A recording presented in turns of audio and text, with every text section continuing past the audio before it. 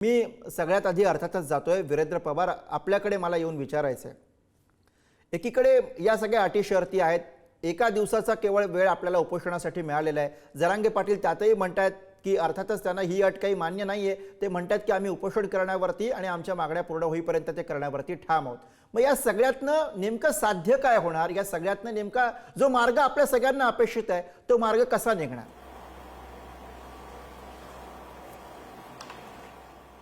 मार्ग हा राज्य सरकारने करायचा असतो, मागणी आंदोलकांनी करायची असते, ही प्रथा आहे आणि हीच परंपरा आहे। बरोबर। ज्या मागणीसाठी आपण 40-45 वर्ष झगडतोय आणि ज्या पद्धतीने आम्ही आंदोलन करतोय किंवा मोर्चे काढतोय, तुम्ही जर बघाल हा मागच्या 40-45 वर्षाचा आता प्रवास झाला तो, आणि एकच मागणी आहे की मराठा समाजाला आरक्षण द्या आणि संविधानिक आरक्षण द्या, ओबीसी मधून द्या, कारण ते टिकणारं आरक्षण आहे। त्याच्यावरचं जे आरक्षण आहे ते प्रत्येक वेळी कोर्टात जातं, टिकत नाही।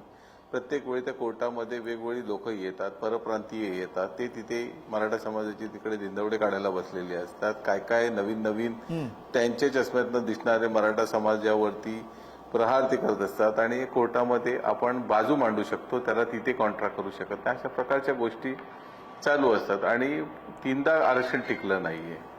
त्यामुळे पुन्हा एकदा आपण ज्यावेळी मराठा समाजासाठी जेव्हा आरक्षणाची मागणी करतोय तर त्यावेळी आपण काही संविधानिक मागण्या आता केल्या आणि या मागण्यांसाठी मनोजदादा जरांगे पाटील मुंबईत येत आहेत।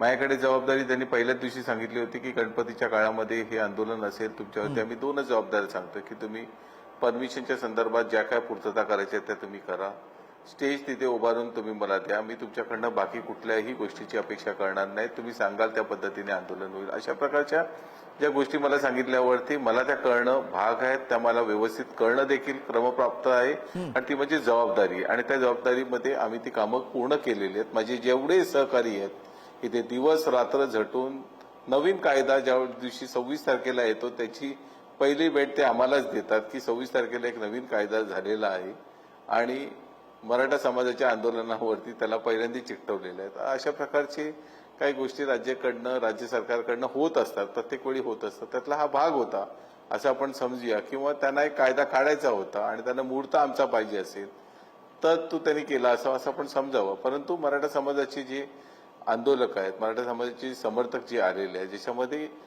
इतर समाजातील लोक, ओबीसी मधले लोक, बाकीच्या धर्मातील लोक, हे सर्व त्या एका व्यक्तीच्या मागे अगदी खंबीरपणे उभे आहेत, कारण काहीतरी त्यांना त्याच्यातनं दिसतंय की बाबा असं एखादं नेतृत्व आमच्याकडे का नाही।